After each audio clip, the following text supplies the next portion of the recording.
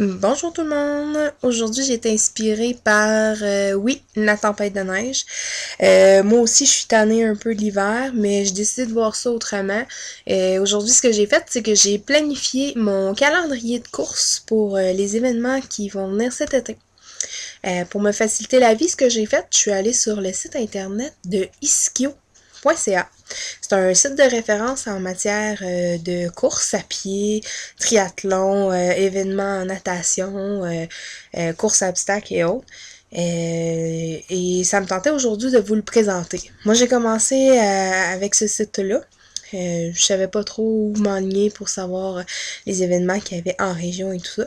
Fait que je suis allée voir ce site-là. Fait que je vais vous montrer un peu comment ça fonctionne. Vous allez voir, c'est simple. Et c'est pour ça que je l'aime bien, ce site-là. Ce que j'aime particulièrement de ce site-là, c'est qu'on peut faire nos recherches en fonction des événements. Si on veut faire une course, par exemple, en province de Québec ou en Ontario, on peut aller sélectionner la province. On peut sélectionner également la région. Dans notre cas, l'Abitibi-Témiscamingue. Je sais qu'il y a vraiment plusieurs courses qui sont répertoriées là. On peut également aussi aller chercher les activités en fonction des distances. Si on veut faire par exemple un 5 km, un 10, un demi-marathon, un marathon, on peut faire notre recherche de cette façon-là. Ce que j'aime aussi, que je me suis rendu compte dernièrement, c'est qu'on peut être membre de ce site-là et c'est tout à fait gratuit. On peut aller faire notre propre plan de course. On a juste à sélectionner justement les événements et tout ça. Et on peut avoir le résultat de ce qu'on veut faire cet été, par exemple. Comme là, moi, je vous montre mon plan à moi avec les différents événements que j'ai choisis. Dans ce cas-là, je veux, par exemple, suivre les courses à pied et des triathlons. Fait que je les ai sélectionnés. Comme ça, je peux avoir des nouvelles de ces endroits-là sans être obligée à chaque fois de faire une nouvelle recherche. Là, je suis comme inscrite pour ça. Ce que j'aime aussi de ce site-là, c'est que chaque course, la manière que c'est divisé, c'est qu'on peut voir si la course a un lien par rapport à son site internet, Facebook ou Twitter.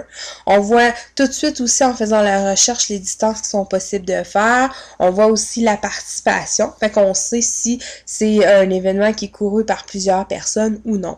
Ce que j'aime aussi de ce site-là, c'est que au départ, on a à l'accueil, on a un top 10 des événements les plus courus.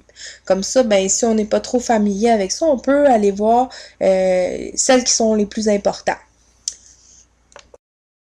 Et en faisant le tour des différents événements, si on va sur chacun des sites internet, on peut voir comment ça fonctionne pour chacune des courses, on peut avoir la distance qui est courue et tout ça. Et en plus, ce que moi j'ai remarqué, parce qu'au départ, quand j'ai commencé, je savais pas trop où aller chercher l'information, mais chacune des courses, justement, ils ont des liens sur des plans d'entraînement, sur quoi manger, comment se préparer.